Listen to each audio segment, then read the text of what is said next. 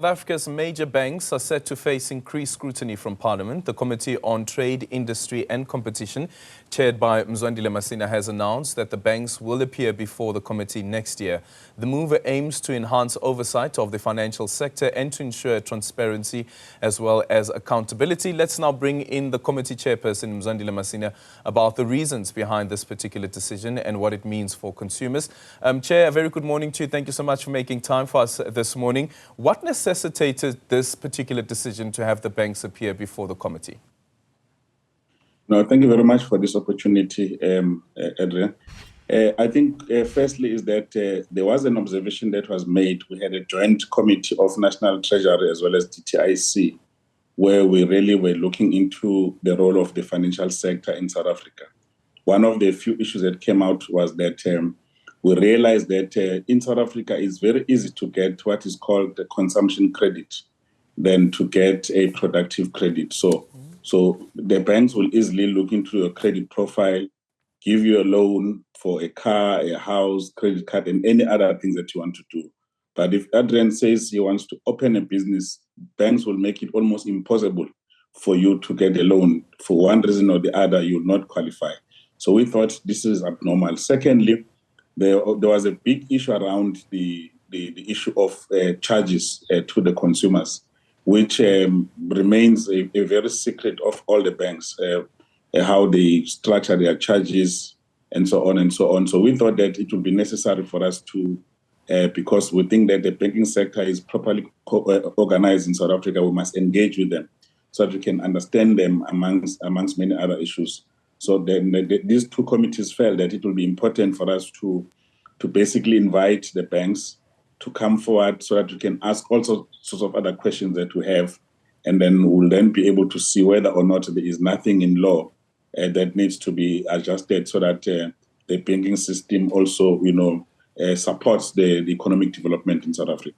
Okay, so this is not necessarily a standard approach where they will be appearing before the committee periodically, but it's just upon it sounds to me that it is a fact-finding mission. Yes, it's a fact-finding. We already have established some of the critical information, especially in engaging with communities of a major issues that people are raising. For instance, we all know, Adrian, that at the point of consumers taking credit, they just make you sign those, fine prints, and you don't know what you are actually signing until such time that you are unable to pay. Then they're very quick to drag you to court. And then you have these clauses that were not explained to yourself. So we really want to make sure that the banking sector in South Africa is open, is transparent, and it can serve the people. Would this also then mean that you need to call in the Prudential Authority, like the Reserve Bank, for instance, to find out from their end what is it about their regulations? Because sometimes the banks argue that, listen, we don't come up with these laws. There is an authority that is overseeing us, and that particular authority is the one that is supposed to be enforcing these laws. Look, the National Treasury is sufficient for now to engage. But once we pick up that there are issues of the law or legislation that must be adjusted, obviously we will then engage other authorities so that we can then begin. But the important thing is that we have to start by engaging the banks first so that we can hear the side of the story. Thereafter, then decide what is the next step, because what is important here is that we have a responsibility as Parliament to protect the people of South Africa against any other things that shouldn't be warranted in the main. So speaking with the bank first, I think is a very first step that we will be taking, and thereafter we'll then know what are the issues that we need to fix in law, and then we'll engage any other relevant authority, including the NCR, the Competition Commission, and other prudential authorities that we might need to engage.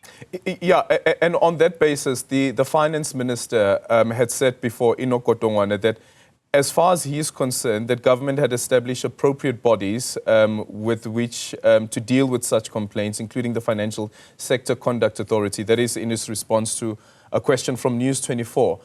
Is that or not enough?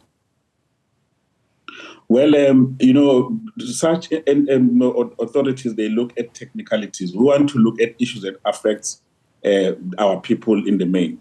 So it's very important that Parliament as an oversight body also, get into this space so that we can understand what are the issues that we need to fix in order to ensure that South Africans benefit in this sector of banking.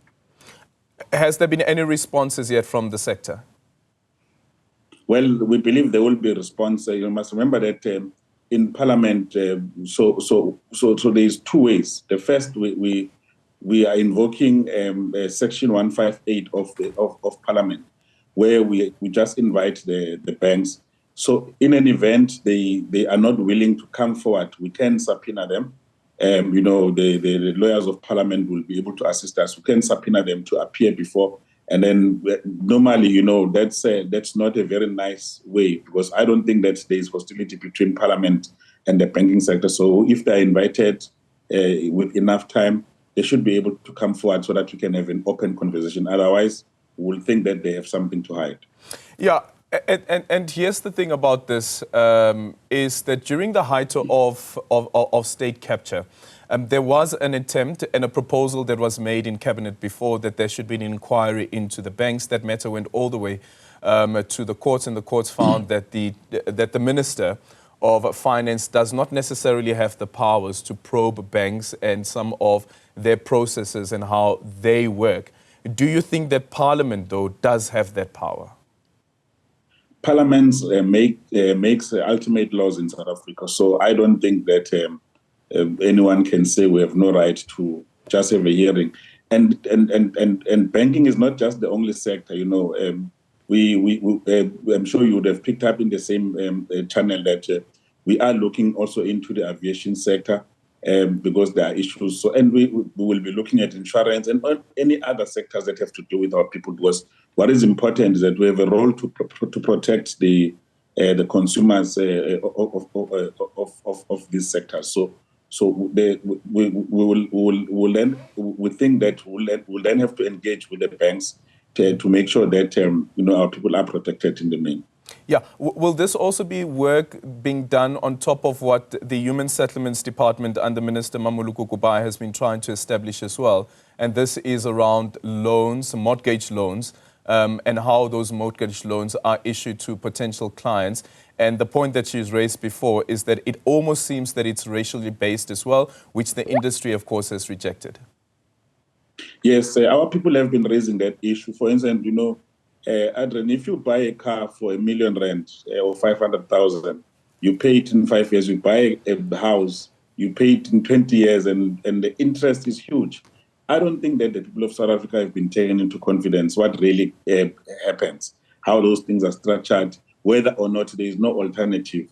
The other problem here in South Africa is that if you look at other countries like in the US, China, Japan, and elsewhere, there is a proliferation of banks. In South Africa, we only have about 45 banks, of which 10 are locally based banks. So we've got to do some work to ensure that there is proper competition, and so that because once there is proper competition in the market, consumers become beneficiaries of that. So we really need to make sure that we're looking to all those issues in the main.